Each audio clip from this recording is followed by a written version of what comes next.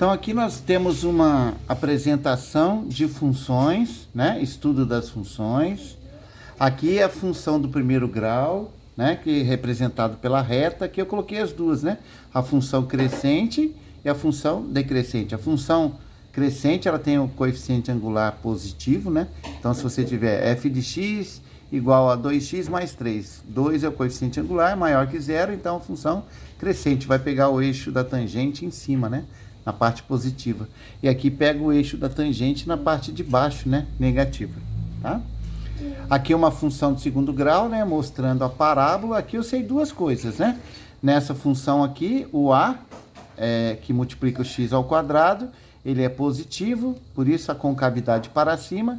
Aqui, concavidade para baixo, porque o a é negativo, né?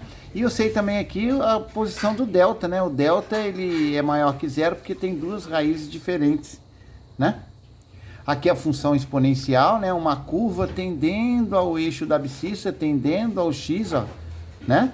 Quando ele é crescente e quando ele é decrescente, né? Crescente que a base, né? O a é maior que 1, decrescente a base está entre 0 e 1, tá bom?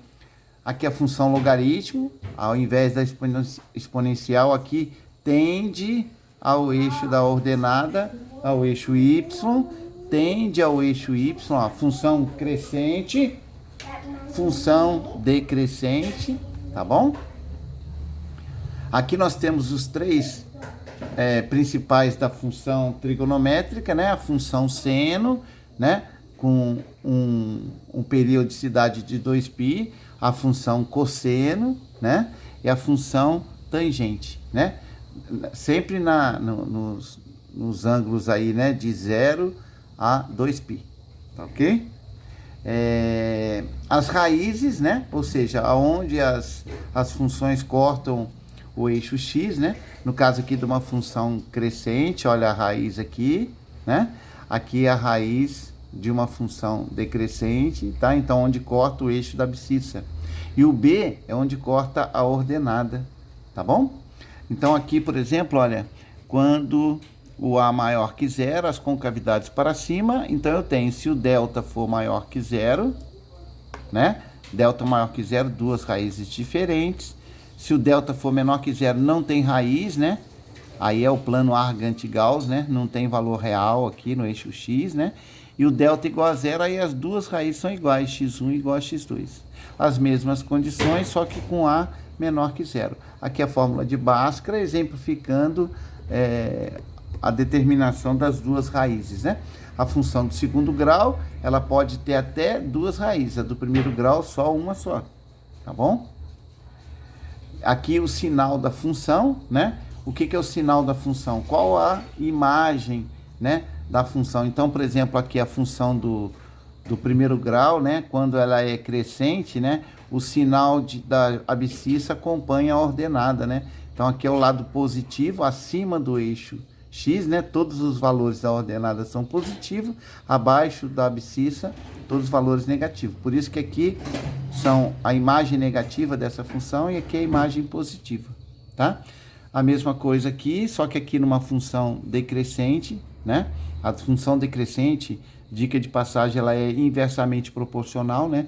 A gente vai aumentando o x, o y vai diminuindo.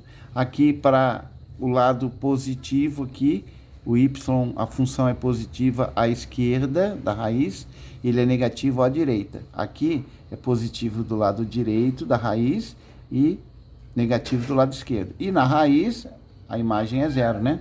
Na raiz, a imagem é zero. Mesma coisa aqui numa quadrática, né? Que é uma parábola. Ó, o lado que o y é positivo, tá entre as duas raízes, ó.